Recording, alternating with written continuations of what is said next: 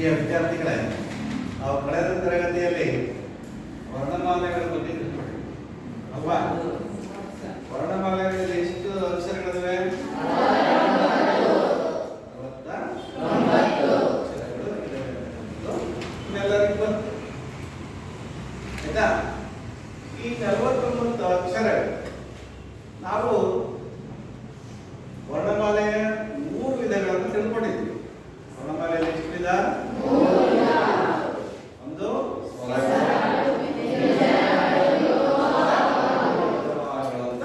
ಮೂರು ವಿಧವಾಗಿ ತಿಳ್ಕೊಂಡಿದ್ವಿ ನಾವು. ಹಾಗಾದ್ರೆ ಇಲ್ಲಿ ನಾವು ಒಂದು ಪದವನ್ನು ರಚನೆ ಮಾಡಬೇಕಾದ ಸಂದರ್ಭದಲ್ಲಿ ಸಜಾತಿಯ ಸಂಯುಕ್ತಾಕ್ಷರ, ವಿಜಾತಿಯ ಸಂಯುಕ್ತಾಕ್ಷರ, ಸಮ್ಮಿಶ್ರ ಜಾತಿಯ ಸಂಯುಕ್ತಾಕ್ಷರ ಅಂತ 3 ವಿಧಗಳನ್ನ ನಾವು ಕಾಣ್ತೀವಿ.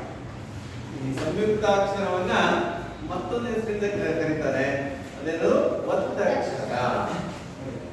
ಸಂಯುಕ್ತಾಕ್ಷರಗಳು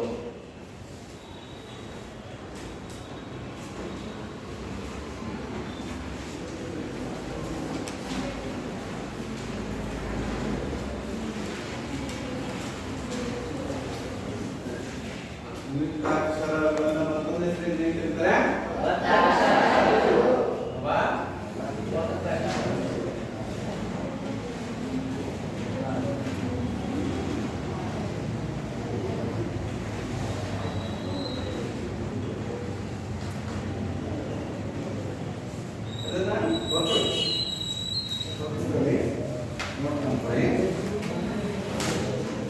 ಈ ಸಂಯುಕ್ತಾಕ್ಷರದಲ್ಲಿ ನಾವು ಎಷ್ಟು ವಿಧಗಳನ್ನು ಕಾಣಬಹುದು? 3 ವಿಧಗಳು. ಯಾವ್ಯಾವು? Very good. ಸಜಾತಿಯ ಸಂಯುಕ್ತಾಕ್ಷರ, ವಿಜಾತಿಯ ಸಂಯುಕ್ತಾಕ್ಷರ, ಸಮ್ಮಿಶ್ರ ಸಂಯುಕ್ತಾಕ್ಷರ ಅಂತಕ್ಕಂಥದ್ದು 3 ವಿಧಗಳನ್ನ ಕಾಣ್ತೀವಿ. Very good. ಒಂದನೇದು ನೋಡೋಣ. ಒಂದನೇದೇನು?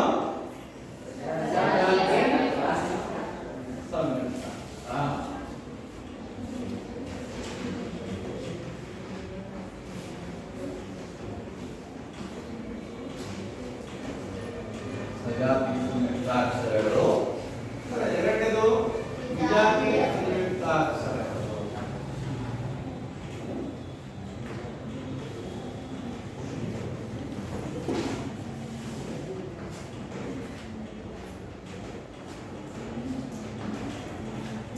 ಮೂರನೇದು ಸಮ್ಮಿಶ್ರ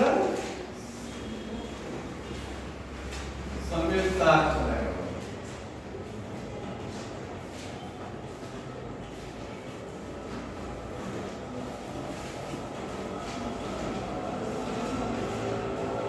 ಈ 3 ವಿಧಗಳ ಬಗ್ಗೆ ನಾವೀಗ ಪರಿಚಯ ಮಾಡ್ತೀವಿ. ಒಂದನೇದೇನು? ಸಜಾತಿ ಸಂಯುಕ್ತಾಕ್ಷರ ಅಂತ ಇದು ತಲೆಬರಹ. ತಲೆಬರಹ ಅಂದ್ರೆ ಹೆಡಿಂಗ್ ಆಯ್ತಾ?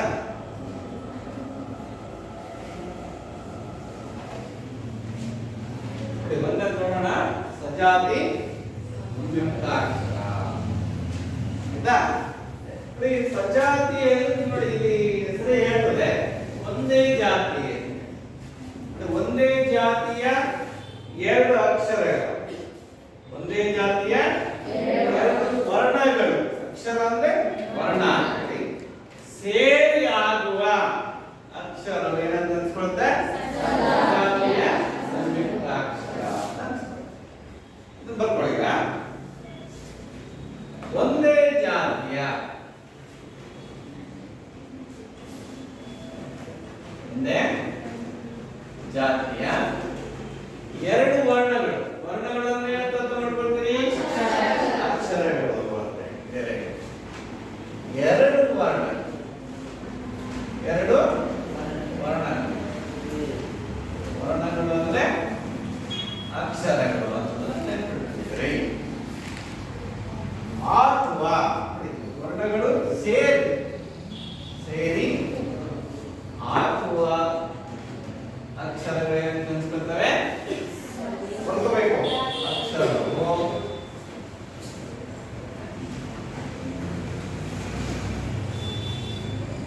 ಸಜಾತಿಯ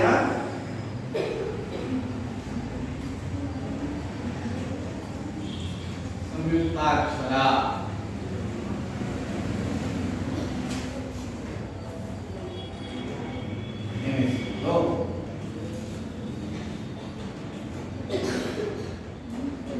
ನಿಮಗೆ ಒಂದೇ ಜಾತಿಯ ಎರಡು ವರ್ಣಗಳು ಸೇರಿ ಆಗುವ ಅಕ್ಷರವನ್ನು ಕರೆದು ನಾವು ಸಜಾತಿಯ ಸಂಯುಕ್ತಾಕ್ಷರ ಅಂತ ಕರೆದು.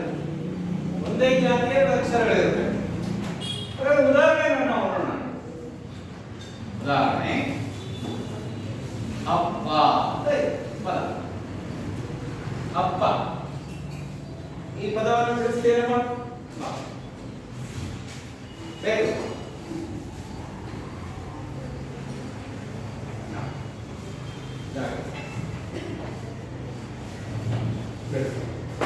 ಹೇಳ್ತಂತ ಬಿಡಿಸ್ಕೊ. ಹೇಳಿ ಬಾಯಿ ಹೇಳಿ. ಅದಿ ವಾ ಅದಿ ವಾ ಅದಿ ಅದಿ ಆ ಏನಾಯ್ತು?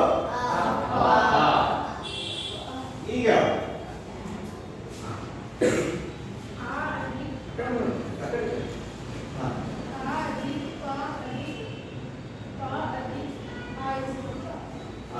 ಅಲ್ಲಿ ಒಂದೇ ಜಾತಿಯ ಎರಡು ಅಕ್ಷರಗಳನ್ನು ನೀವು ಗುರುತು ಮಾಡ್ತೀರಾ?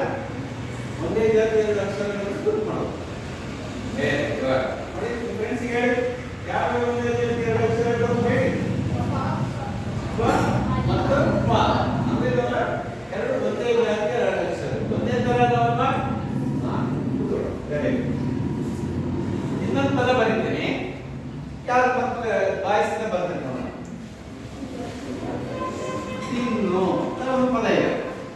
ತಿನ್ನು ಯಾರು ತಿಳಿಸ್ತಾರೆ ಇದನ್ನ? ಉಳಿತಾಕ್ಷರದ ಬಗ್ಗೆ ನಿಮಗೆ ಎಲ್ಲ ಗೊತ್ತಿಲ್ಲ.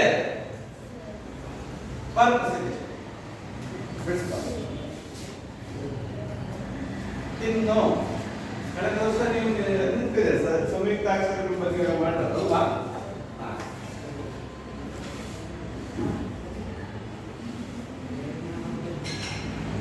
ಹೇಳ್ತಂತ ಬರೀ ಕಾಣ್ಬೇಕಾಗಿ ಫ್ರೆಂಡ್ಸ್ಗೆಲ್ಲ ಕಾಣ್ಬೇಕಮ್ಮ. ಮರೆ ಆಗ್ತದೆ.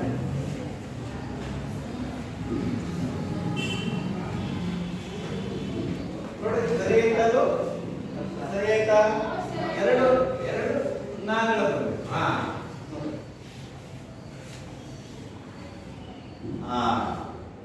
ಏನಾಯ್ತದು? ಇಸ್ ಆಗು ಏನಾಯ್ತು? ತಿನ್ನು. ಈಗ ಹೇಳಬೇಕು ಫ್ರೆಂಡ್ಸ್.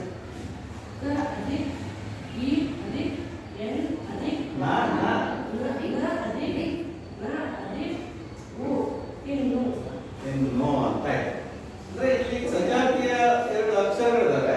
ಅವೆರಡನ್ನ ಗುರುತು ಮಾಡು. ಮೇಲ್ ಮಾಡ್ತಾ ನೋಡು. ಮಾಡ್ದ ಯಾವ ಅಕ್ಷರ ಸಿಕ್ಕು ನಿನಗೆ? ಜೋರಾಗಿ ಹೇಳ್ಬೇಕು. ನ ಮತ್ತು ನ ಇವೆರಡು ಒಂದೇ ಜಾತಿಯ ಎರಡು ಅಕ್ಷರಗಳು. ನೋಡಿ ಮೇಲೆ ಏನ್ ಹೇಳಿದೆ? ಒಂದೇ ಜಾತಿಯ ಎರಡು ವರ್ಣಗಳು ಸೇರಿ ಆಗುವ ಅಕ್ಷರಗಳನ್ನೇ ನಾವು ಸಜಾತಿಯ ಸಂಯುಕ್ತಾಕ್ಷರ ಅಂತ ಕರೀತೀವಿ. ನಿಮಗೆ ಅರ್ಥ ಆಗ್ತಾ ಇದೆ ಅಂತ ಅಂದ್ಕೊಳ್ಬೇಕು. ಈಗ ಬಾಯ್ಸಿಂದ ಒಬ್ರು ಬಂದ್ರು, ಗರ್ಲ್ಸಿಂದ ಒಂದು ಬಂದ್ರು, ಮತ್ತೆ ಈ ಕಡೆ ಗರ್ಲ್ಸಿಂದ ಇನ್ನೊಬ್ರು ಬಂದ್ರು. ಆಯ್ತಾ? ಓಕೆ, ಒಳ್ಳೆಯದು. ಈಗ ಇನ್ನೊಂದು ಪದ ನೋಡೋಣ. ಹುತ್ತ. ಹುತ್ತ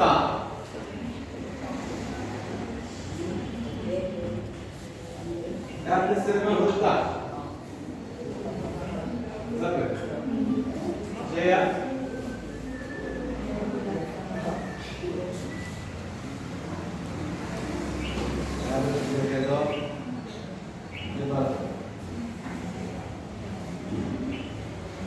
ಹೇಳ್ತಕ್ಕ ಬರೀಬೇಕು.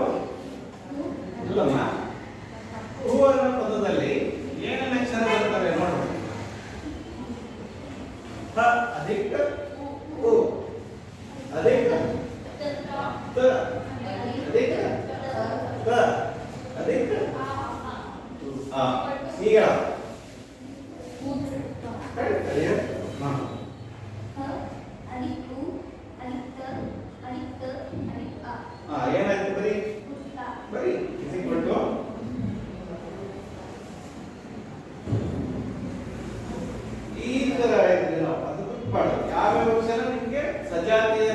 ಅಕ್ಷರ ಸಿಕ್ಕೋದು. ಯಾವ ಸಿಕ್ತಮ್ಮ? ತ ಅಧಿಕ ತ. ಹೌದಾ? ಒಂದೇ ಜಾತಿಯ ಎರಡು ಅಕ್ಷರಗಳು ಸೇರಿ ಆಗ್ತಕ್ಕಂಥದ್ದನ್ನ ನಾವು ಕರಿತೀವಿ ಸಜಾತಿಯ ಸಂಯುಕ್ತಾಕ್ಷರ ಅಂತ ಕರಿತೀವಿ. ಹಾಗಾದ್ರೆ ನಾವು ಎರಡನೇ ತಿಳ್ಕೊಳ್ಳೋಣ. ಎರಡನೇದೇನು? ಸಜಾತಿಯ ಸಂಯುಕ್ತಾಕ್ಷರ. ನೀವು ಬರ್ಕೊಳ್ಳಿ.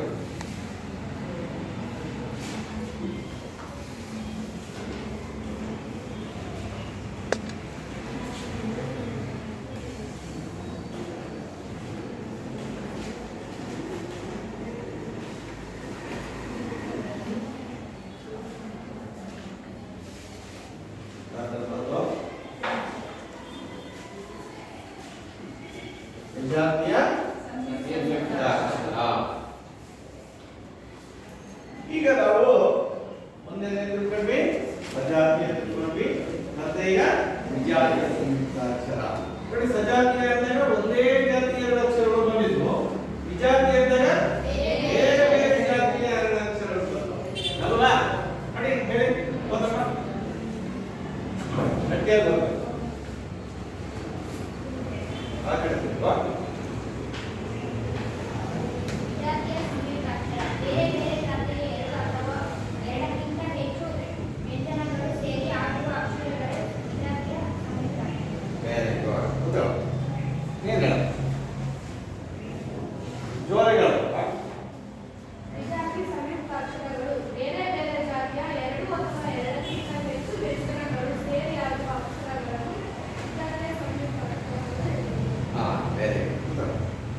ನೀರು ಹೋಗ್ತೀರಪ್ಪ? ಯಾರು ಹೋಗ್ತೀರಾ? ಜೋರಗಳು. ಬೇರೆ ಬೇರೆ ಜಾತಿಯ ಎರಡು ಅಥವಾ ಎರಡಕ್ಕಿಂತ ಹೆಚ್ಚು ವ್ಯಂಜನಗಳನ್ನು ಸೇರಿ ಆಗುವ ಅಕ್ಷರಗಳು ವಿಜಾತಿಯ ಸಂಯುಕ್ತಾಕ್ಷರಗಳು. ಚೆನ್ನಾಗಿ ವಿದ್ಯಾಭ್ಯಾಸ ಮಾಡ್ತೀವಿ. ಹಾಗಾದ್ರೆ ವಿಜಾತಿಯ ಸಂಯುಕ್ತಾಕ್ಷರ ಅಂತ ಬರ್ಕೊಂಡ್ಬೇಡ ಅಲ್ಲ, ಎಲ್ಲರೂ ಬೇರೆ ಬೇರೆ ಜಾತಿಯ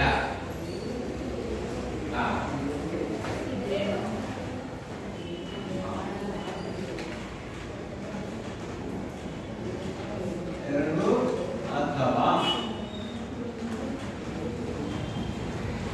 ಎರಡಕ್ಕಿಂತ ಹೆಚ್ಚು ಎರಡಕ್ಕಿಂತ ಎರಡಕ್ಕಿಂತ ಹೆಚ್ಚು ವ್ಯಂಜನಗಳು ಸೇರಿ ವ್ಯಂಜನಗಳು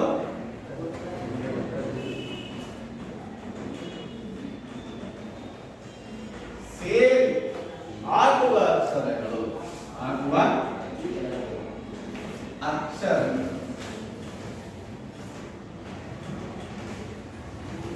ಜಾತಿಯ ಸಂಯುಕ್ತಾಕ್ಷರ.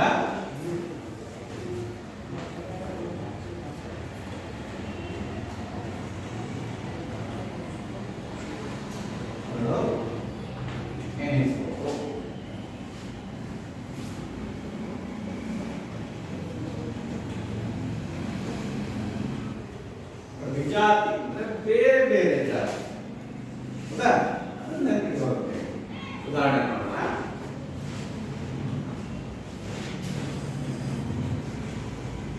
ಉದಾಹರಣೆ ಈಗ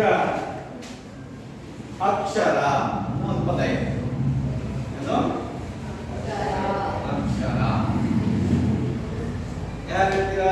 ಅಕ್ಷರ ಪದವನ್ನು ಬಿಡಿಸಿ ಹೇಳಬೇಕು. ವಿಜಾತಿ ಸಂಯುಕ್ತಾಕ್ಷರ ಏನೇನು ಅಕ್ಷರಗಳು ಅದರಲ್ಲಿ?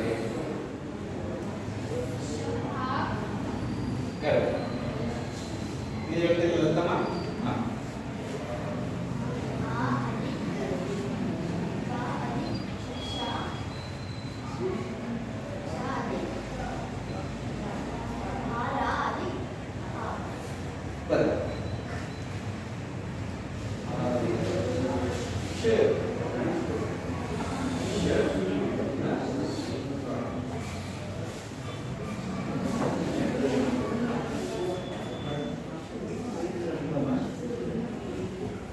ಅರ್ಧಾಕ್ಷರ ಬರೀ. ಅರ್ಧಾಕ್ಷರ ಬರೀ.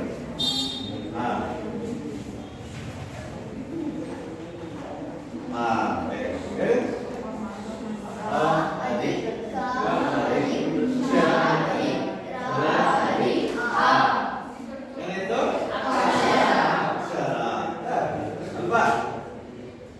ಈಗ ಇದರಲ್ಲಿ ವಿಜಾತಿಯ ಸಂಯುಕ್ತಾಕ್ಷರ ಅಂತ ಹೇಳಿದ್ರು. ಬೇರೆ ಬೇರೆ ಜಾತಿಯ ಎರಡು ಅಕ್ಷರ, ಹೌದಾ?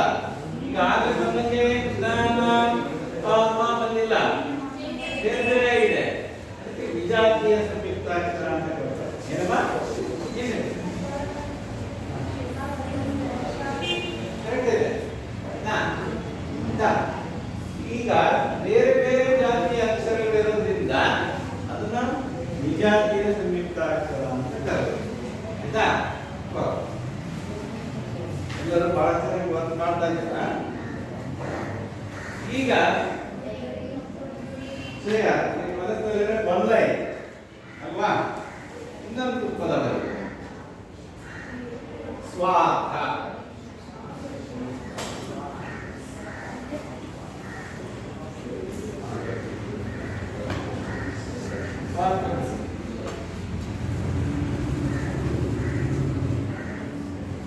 ಅದೇ ವಾ ಅದೇ ಆ ಅದೇ ರ ರ ರ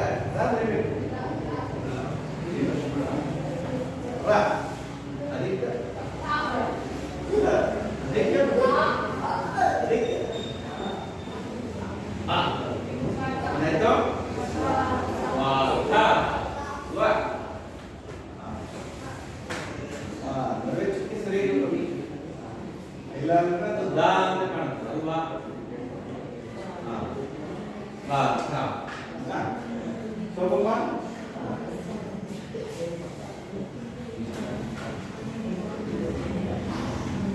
ಶಕ್ತಿ. ಶಕ್ತಿ ಪದವನ್ನು ಬಳಸಬಹುದು.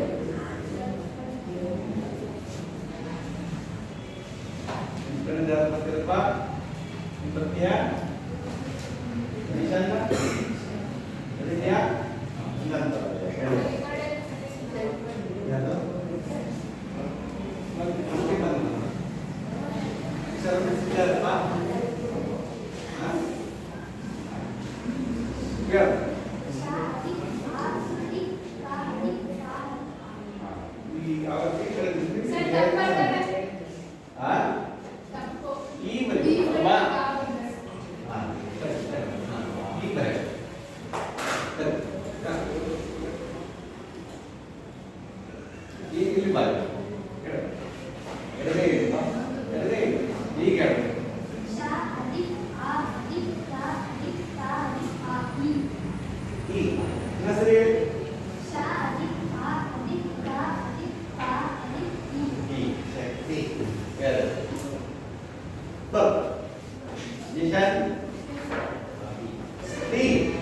ಪದವನ್ನು ಬಳಸಬೇಕು.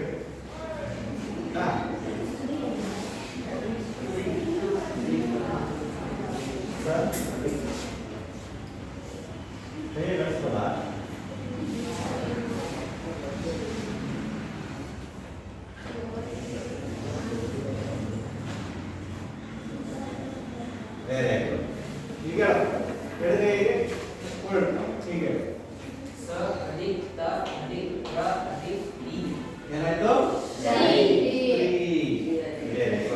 ಹಂಗಲ್ಲ ಏನು ಯಾವ ಉದಾಹರಣೆ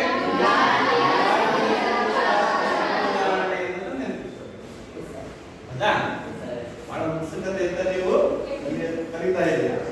ಆಯ್ತಾ? ಈಗ ಮುಂದಕ್ಕೆ ಹೋಗೋಣ. ಸಮ್ಮಿಶ್ರ ಜಾತಿಯ ಸಂಯುಕ್ತಾಕ್ಷರ. ಆಯ್ತಾ? ವೈಷ್ಣವಿ ಬರ್ಬೇಡ.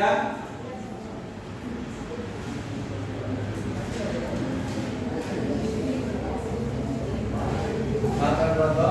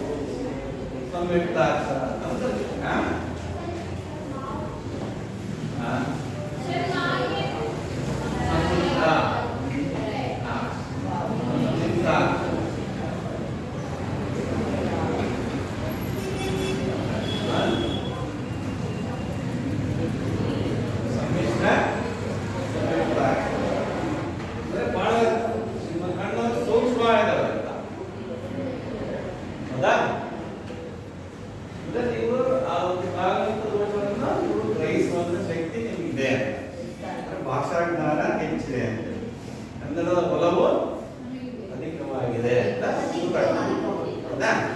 ಈಗ ಮುಂದೇನು ಮಿಶ್ರ ಜಾತಿ ಸಂಯುಕ್ತ ಅಕ್ಷರ ಹೌದಾ? ಯಾರು ಓದ್ತೀರಾ? ಏನು ಓದ್ತೀರಪ್ಪ?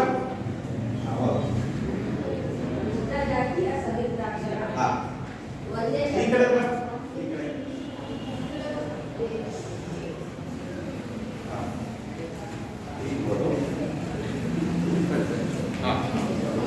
ಒಂದೇ ಶಬ್ದದಲ್ಲಿ ಸ್ವಜಾತಿ ಹಾಗೂ ವಿಜಾತಿಯ ವ್ಯಂಜನಗಳನ್ನು ಕೂಡಿ ಎರಡು ಅಥವಾ ಎರಡಕ್ಕಿಂತ ಹೆಚ್ಚು ವ್ಯಂಜನಗಳನ್ನು ಸೇರಿ ಆಗುವ ಒತ್ತಕ್ಷರಗಳಿಗೆ ಮಿಶ್ರ ಜಾತಿಯ ಒತ್ತಕ್ಷರಗಳು ಎನ್ನುವರು. ಮಿಶ್ರ ಜಾತಿಯ ಸಂಯುಕ್ತ ಅಕ್ಷರ ಅಂದ್ರೆ ಗೊತ್ತಾಯ್ತಾ? ಈಗ ಅದನ್ನ ಬರ್ಕೊಳ್ಳಿ. ಒಂದೇ ಶಬ್ದದಲ್ಲಿ ಸಜಾತಿನೂ ಬರಬೇಕು, ವಿಜಾತಿನೂ ಬರಬೇಕು. ಎರಡೂ ಪರವಾಗಿದ್ರೆ ಅದನ್ನ ಮಿಶ್ರ ಜಾತಿಯ ಸಂಯುಕ್ತ ಅಕ್ಷರ ಅಂತ ಕರೀತಾರೆ. ಆಯ್ತಾ? ಸಮ್ಮಿಶ್ರ. ಈಗ ಒಂದೇ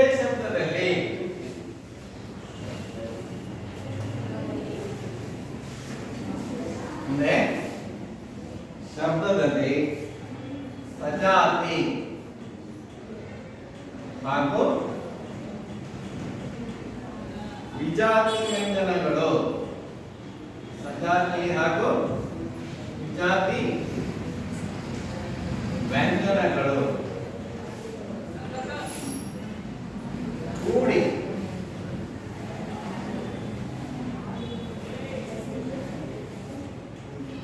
ಎರಡು ಅಥವಾ ಎರಡಕ್ಕಿಂತ ಎರಡು ಅಥವಾ ಎರಡಕ್ಕಿಂತ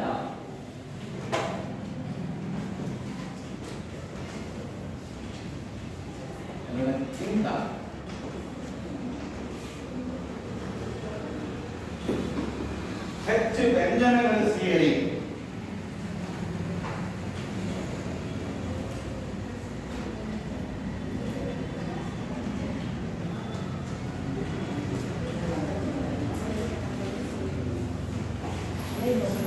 ಆಗುವ ಒತ್ತಕ್ಷರಗಳಿಗೆ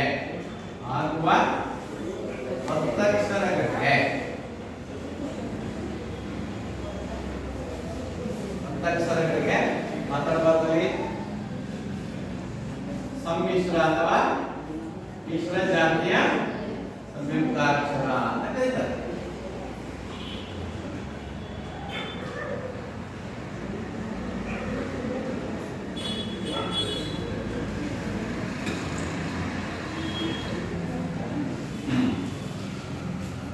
ಈಗ ನಾವು ಸಜಾತಿನೂ ಬರಬೇಕು, ವಿಜಾತಿನೂ ಬರಬೇಕು.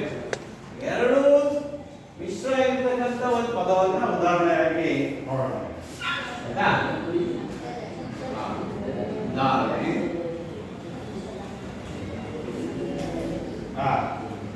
ಶಬ್ದದಲ್ಲಿ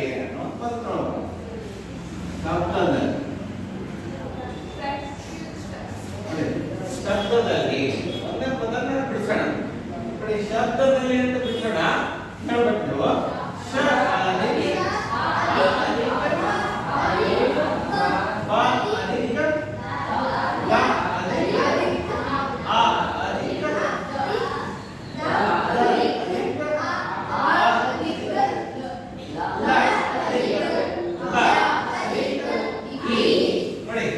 ಶಬ್ದದಲ್ಲಿ ವಿಜಾತಿಯ ಸಂಯುಕ್ತಾಕ್ಷರ ಇದೆ, ಸಜಾತಿಯ ಸಂಯುಕ್ತಾಕ್ಷರ ಕೂಡ ಇದೆ. ಎರಡನೇದನ್ನು ನಾವು ಕಾಣ್ತಿದ್ದಾನೆ. ಹಾಗಾಗಿ ನಾವು ಇದನ್ನು ಹೇಳ್ತಿದ್ದೇವೆ ಮಿಶ್ರ ಜಾತಿಯ ಸಂಯುಕ್ತಾಕ್ಷರ ಅಂತ ಕರೀತಾರೆ. ಮತ್ತಿನ್ನ ಪದ ಪ್ರತ್ಯುತ್ತರ ಪದ. ಎಲ್ಲ ನಾವು ಭಾಷಾ ಬಳಕೆಯಲ್ಲಿ ಉಪಯೋಗಿಸ್ತೀವಿ ಪದಗಳನ್ನ. ಅವರು ನನ್ನ ಮಾತಿಗೆ ಪ್ರತ್ಯುತ್ತರವನ್ನು ನೀಡಿದರು ಅಥವಾ ನೀಡಲಿಲ್ಲ ಅಂತ ಬಳಸ್ತೀವಿ ಅಲ್ವಾ? ಈ ಪ್ರತ್ಯುತ್ತರ ಅನ್ನೋದ್ರಲ್ಲಿ ಅಧಿಕ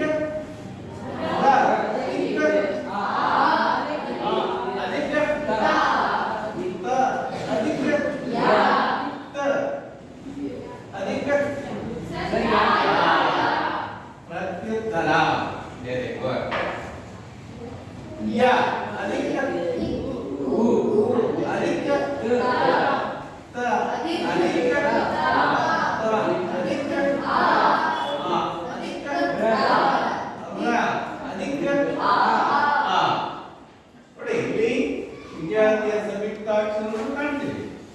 ಸಜಾತಿಯ ಸಂಯುಕ್ತಾಕ್ಷರವನ್ನು ಕಾಣ್ತೀವಿ.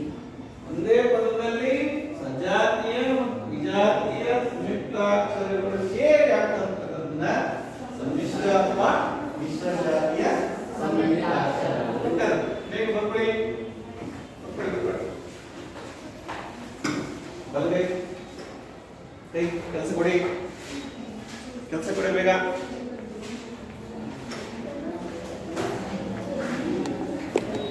ಕಾಣಿಸ್ತಾ ಇದೆಯಾ ನಿಮಗೆ?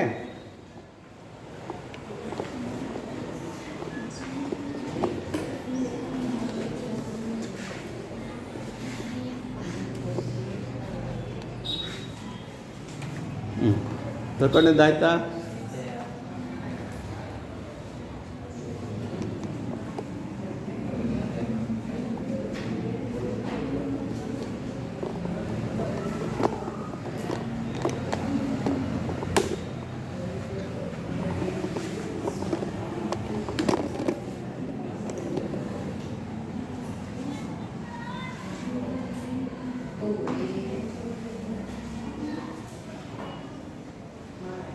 ಆಯ್ತಾ?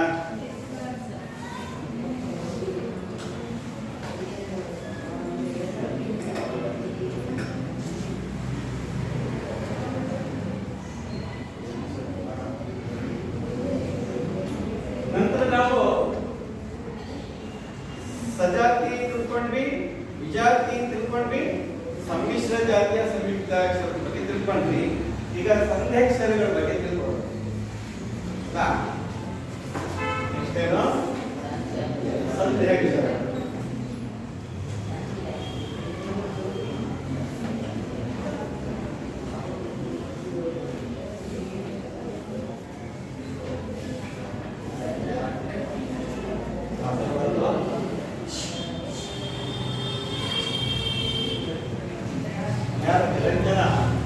ನಿರಂಜನ ಗಣಪ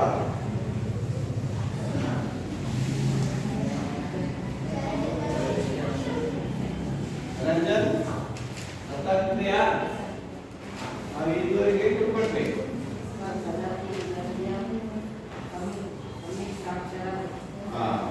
ತಿಳ್ಕೊಂಡ್ವಲ್ಲ, ಅದು ನೆನಪಿಟ್ಕೋಬೇಕು. ಈಗ ಸಂಧ್ಯಾಕ್ಷರ ತಿಳ್ಕೊಳ್ಬೇಕು.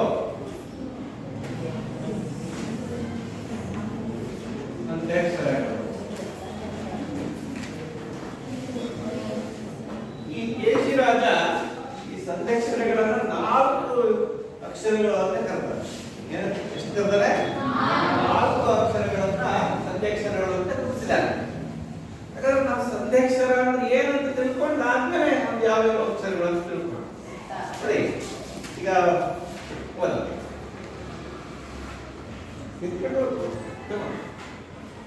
ಸಂಧ್ಯಾಕ್ಷರಗಳು. ಕೇಶಿರಾಜನು ಕನ್ನಡದಲ್ಲಿ 4 ಸಂಧ್ಯಾಕ್ಷರಗಳನ್ನು ಅಭಿಪ್ರಾಯಿಸಿದ್ದಾನೆ. ಸಂಧಿಯಾಗಿ ನಿರ್ಮಾಣಗೊಳ್ಳುವ ಅಕ್ಷರಗಳು ಸಂಧ್ಯಾಕ್ಷರಗಳು. ಸಂಧಿಯಾಗಿ ನಿರ್ಮಾಣಗೊಳ್ಳುವ ಅಕ್ಷರಗಳನ್ನು ಏನು ಕರೆದ್ವಿ? ಸಂಧ್ಯಾಕ್ಷರಗಳು.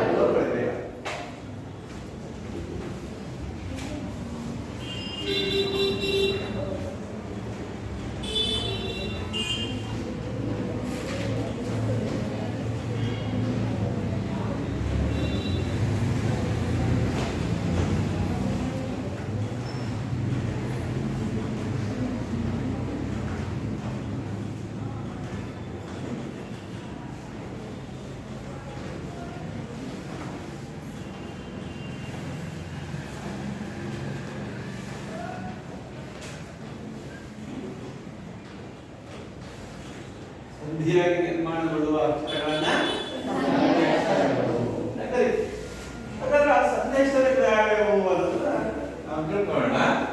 ಅದು ಏನಪ್ಪ ಅಂದ್ರೆ ಅದನ್ನ ಪದಗಳ ಮೂಲಕ ನಾವು ತಿಳ್ಕೊಳ್ಳೋಣ ಹೇಗಾಗುತ್ತೆ ನೋಡಿ. ಅಲ್ಲಿ 4 ಅಕ್ಷರಗಳನ್ನ ಅಂತ ಗುರುತಿಸಿದ್ದಾನೆ. ಎ ಐ ಓ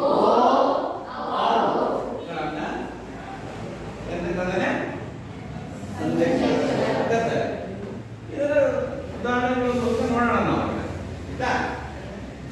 ನಿಜೇ ಇಷ್ಟ ಪದ ಏನದು?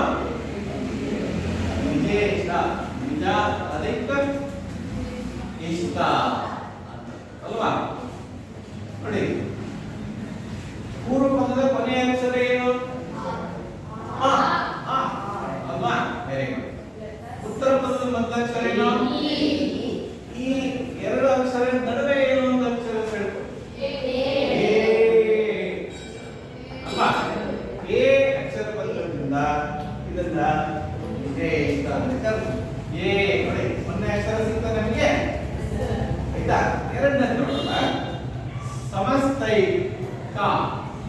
ಸಮಸ್ತೈಕ ಸಮಸ್ತೈಕ ಸಮಸ್ತ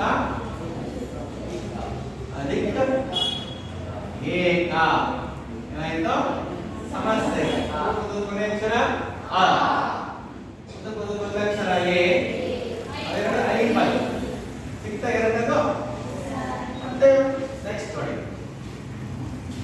ವಿದಿತೋ ಭಯ ವಿದಿತೋ ಭಯ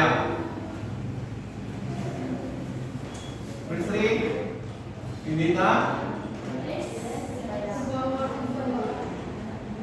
ಅಧಿಕ ಭಯ ಅಲ್ವಾ ಏನಾಯ್ತು ವಿದಿತೋ ಭಯ ಕೊನೆಯ ಅಕ್ಷರ ಆ ಮೊದಲ ಅಕ್ಷರ ಇವೆರಡು ಅಕ್ಷರ ನಡುವೆ ಓಕಾರ ಬಂತು ವಿದಿತ ಅಧಿಕ ಭಯ ವಿದಿತೋ ಭಯ ನೋಡಿ ನೆಕ್ಸ್ಟ್ ನಾವು ಓ ಸಿಕ್ತು ಔಕಾರ ಸಿಕ್ತು ವಿದಿತ ವಿದಿತೋಪಕಾರ ವಿದಿತೋಪಕಾರ ವಿದಿತೋಪಕಾರ ವಿದಿತೋಪಕಾರ ವಿದಿತ ಅಧಿಕ ಉಪಕಾರ ಉಪಕಾರ ವಿದಿತೋಪಕಾರ ಅಕಾರದ ಮುಂದೆ ಅಕಾರ ಬಂದು ಔಕಾರ ಹೌದಾ ಈ ಔಕಾರ ನಮಗೆ ಸಿಕ್ತು ಈ ನಾಲ್ಕು ಅಕ್ಷರಗಳನ್ನ ಜಯಿಸಲಾದ ಹಾಗಾದ್ರೆ ಮಕ್ಕಳೇ ಇವತ್ತು ಇವತ್ತು ಪಾಠ ನಿಮಗೆ ಅರ್ಥ ಆಯ್ತು ಅಂತ ಅಂದ್ಕೊಳ್ತೀವಿ ಹಾಗಾದ್ರೆ ನೀವು ಗೃಹ ಪಾಠ ಮಾಡಿ ಸ್ವಲ್ಪ ಬೇಗ ಗೃಹ ಪಾಠ ಒಂದೇ ನಿರಂತರ ಮಾತಾಡ ಆಮೇಲೆ ಸಂಯುಕ್ತಾಕ್ಷರಗಳು ಎಂದರೇನು ಸಂಯುಕ್ತಾಕ್ಷರಗಳು ಎಂದರೇನು